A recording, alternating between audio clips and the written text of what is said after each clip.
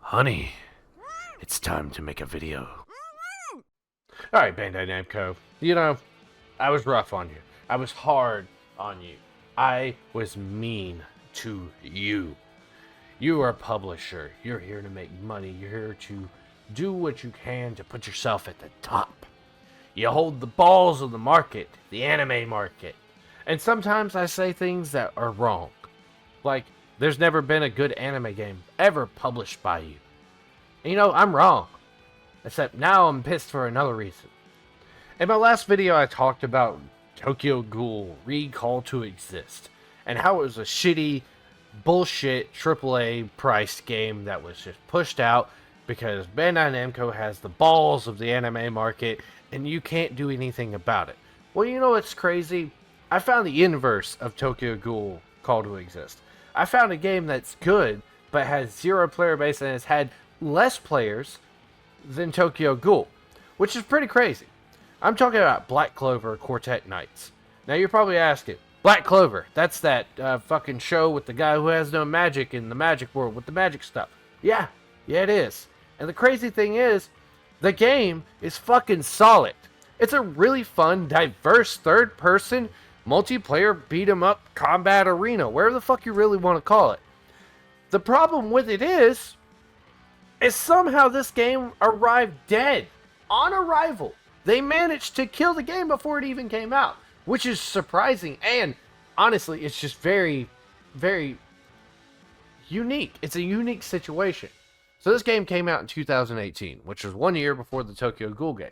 We're like, okay, well, what's the problem with it? Well, the game on Steam, I'm playing all these games on Steam, not talking about what the PS4 market, the Xbox market has on these games, but to be honest, if the Steam market, you know, people who can buy the game for $6, if they can't have just a small little player base, then the consoles have definitely got to be fucking hurting.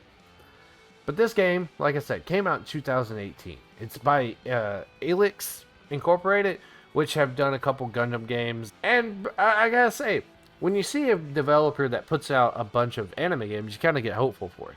At first, I'm like, okay, well, it's a very simple, simplistic combat. You know, you got your regular attack, you got your special attack. That's what I expected when I went into this. But no, you have your regular attack, your special attack, another special attack, and depending on the character, is either a shield or some other type of attack.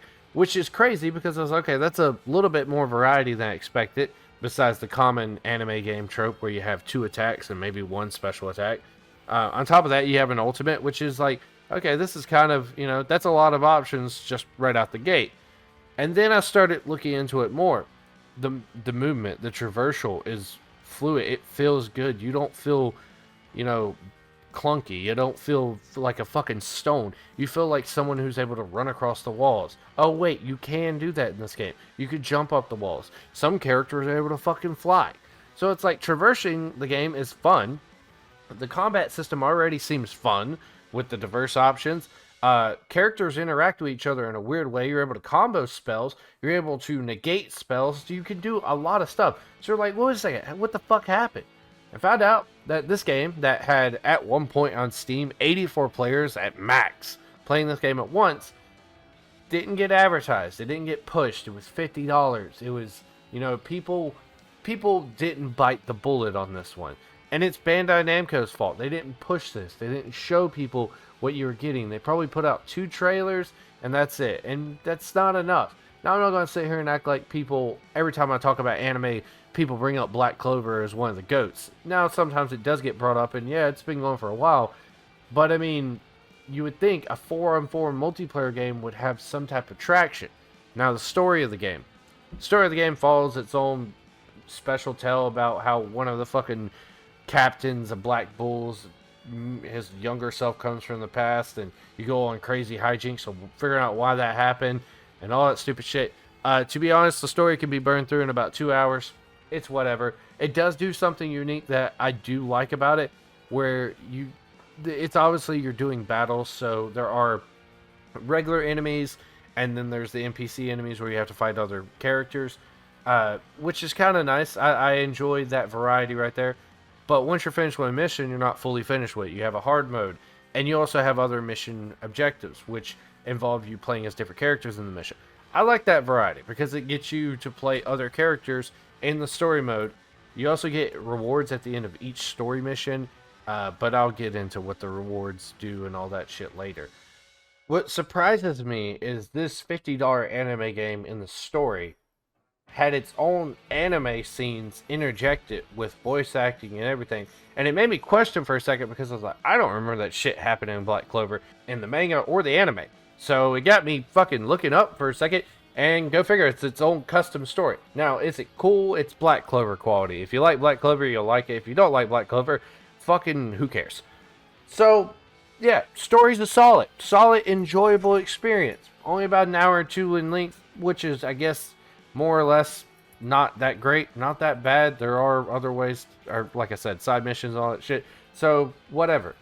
Now, I'm going to get into what Quartet Knights actually wanted you to play, the multiplayer. It was a 4v4 team battles that consisted of an array of magic spells that defeat opposing teams. So each character has their own roles. You have your attackers, your shooters, your supports, and your healers. And then the Wizard King. He gets his own fucking class because, to be honest, he's pretty broken. The crazy thing about the multiplayer is you can see it's like a Naruto Shinobi Strikers. The thing about Naruto Shinobi Strikers is you just pick a ninjutsu character with really strong AoE ninjutsu and boom, you're done. You don't really have to fucking worry about the healers and stuff.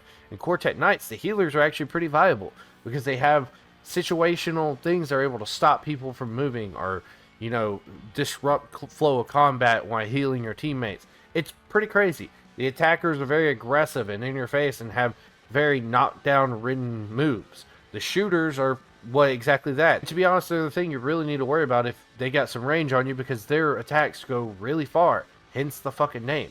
And there's a wide variety of attacks on them. It's not just, oh, they have a machine gun. No, they have explosives. They have AoE range. They have a lot of shit. The supports are very unique in their own way because each one does certain things. They can buff your speed. They can give you shields. They can give you extra damage. I mean, it's just kind of crazy that all this diverse class making was put into this game that was dead on arrival in Steam. And it got me to thinking more, and I started looking into it more. There was no fucking push for this game. You didn't get anybody hyped. You didn't have anybody ready to play it. And it's crazy to think that this game that's $50 couldn't survive. It could have. It really could have survived. Now, the crazy thing about the multiplayer is since there's nobody playing it anymore, they did something pretty funny, which is when you're trying to connect to a game, it has this little text message that says, after it takes a bit to try connecting, that poor connection to the server, try playing at a different time or checking your internet connection. It's not my fucking fault that you have no players. So no, it's not my internet connection that's the problem. But trying to play at a different time. So no one ever plays the game, there's never a time to play. So they did this ingenious thing. And I actually had this question about if the game was viable, how they did this. If someone didn't connect or left or whatever, what did you do? Because it would put you at a disadvantage. They had an answer for this. So after 3 minutes of searching for an online game, currently, if you're trying to play the game right now as you're watching this video or after or whatever, the game, after 3 minutes, will fill your lobby with bots. Now, that's kind of odd because of ranks. Like they have, you know, leveling up, they have rewards for leveling up and all this jazz. But bots, okay, well, should be an easy win, right? No. Bots have 2 modes. Full on Oppenheimer, I know everything you're about to do and know how to counter it. Balls to the wall, fuck your world up. And wet paper bags singing the Better Call Saul theme in its head. I mean, it's night and day with these bots. Sometimes they're the most fearsome fucking degenerates you ever go against. And sometimes they're the most retarded people you ever play against or with. Now, 90% of the time, they're retarded when it comes to you playing with. There's 3 game modes. Control the zone, push the crystal, or treasure hunt. And to be honest, treasure hunt is the worst fucking game mode of all of them. Push the crystal, it's like payload from TF2. Kinda cool. Control the zone, it's fucking right there. This game would definitely have benefited from a team deathmatch mode, or, you know, a hardcore deathmatch where you don't have respawns or you had to go to certain areas to respawn your teammates and shit like that. It's kind of crazy they didn't have it, but I mean, again, dead game on arrival, why would they ever update it? Now, the reason I'm bringing up how the bots act, especially in, let's take Control the Zone for example. You stand in a zone, and you have to stand in there, make sure no enemies inside the zone, while you gain points until you hit 100. Boom, easy, simple.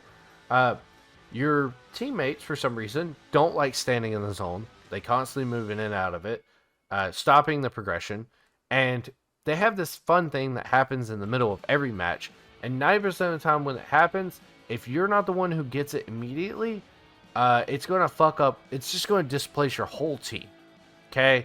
They have this thing called team buff, which in the middle of the game, somebody could go capture the zone where the team buff is, and it gives everybody on that team that captured it a damage boost, massive damage boost.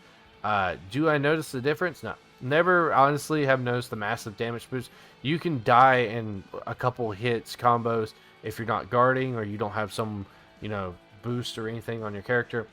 But yeah, it's pretty funny when you're sitting there trying to capture a zone, fighting 3 NPCs by yourself, and you get the depth camera showing where your teammate is, and he's all the way fucking across the map. Where's my team? Why are you all down there at the key?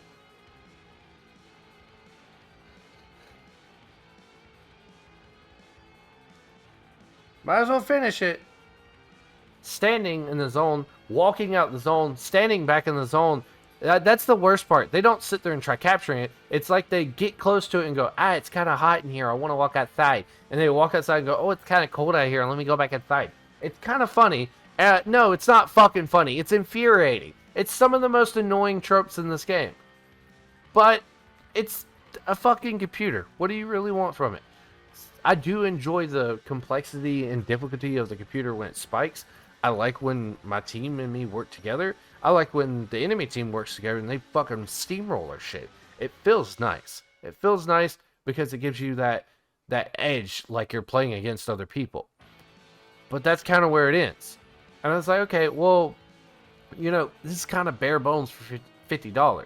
You have 4 game modes, a really short story, and yeah, you have variety with your characters you could choose from. They have quite a lot of selections, which is kind of cool.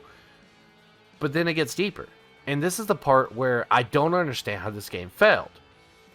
Because then you could go to customization. Now, tidbit, quality of life, I gotta give props where props are due. While you're waiting for a game to load, you can back out to the main screen and go fuck around with your customization while it's loading. I love that.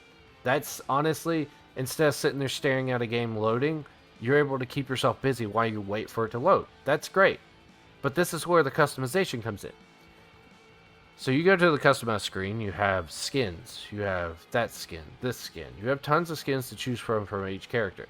And when I say they have a lot of skins to choose from, I mean every single character's got a skin that's unique and color patterns that just make them feel so cool.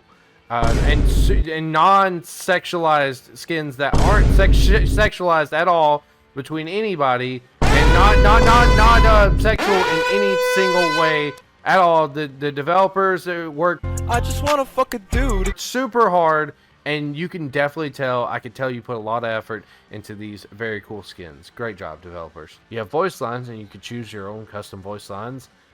Cool. Then I found this one other section that was called deck.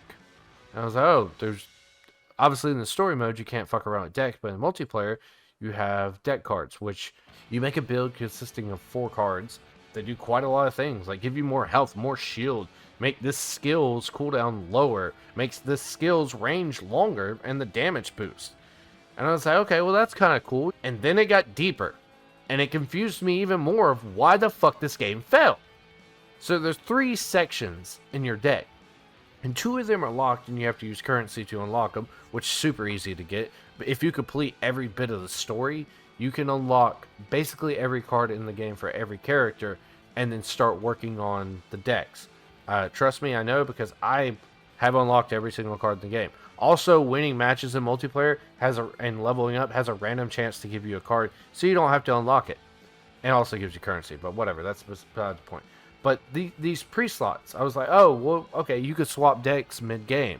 So you could do different builds. But it wasn't just that.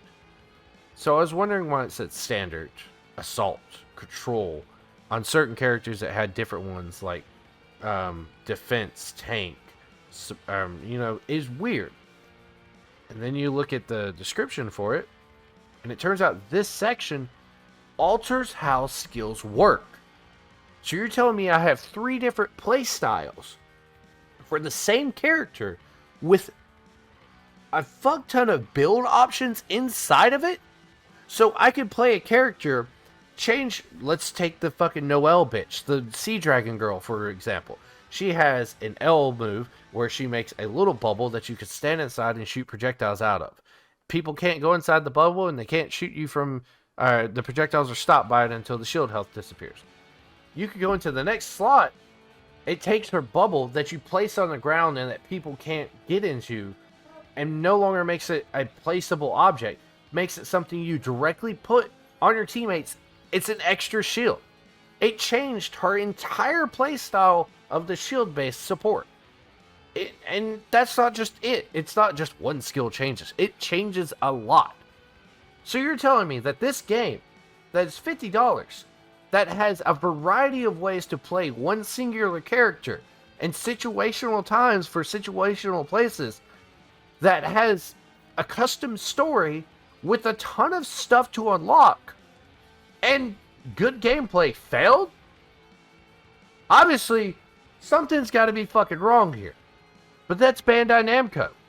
They push these shitty games that are $60 fucking down our throat, and these gems that are $50 that are worth the fucking money get thrown in the trash. People forget about them. Dead on arrival. 84 fucking players at once. In a day, CSGO has hit over 10 million players playing at once in a day. But this game couldn't get more than 80 people. Now, inherently, you could probably put the argument that anime games are bad. No. Most anime games are bad. And the reason they're bad is the publisher. They don't give a shit. They're there to make their money. And they did it. But they didn't make no money off this. Why do the disservice to that developer putting all this fucking effort for you not to push their game? That's the other side of anime games. That's the other bullshit side to anime games. And Bandai Namco, I'm not fucking done with you. I still got plenty of more games to go through, buddy. I still got plenty. And I know you're not gonna hear me. I'm a faceless void yelling into the abyss. But it's okay. I'm yelling for me. And if someone watches this and goes, man, that Black Clover game does look fun, I'm going to go try it. I did my job. Because those developers, Alex, you guys did a fucking great job on this game. Fuck you, Bandai Namco. You can suck my dick. Thank you for watching the video. If you enjoyed it, give me a like to show you appreciate it. And if you enjoyed my content, subscribe to the channel.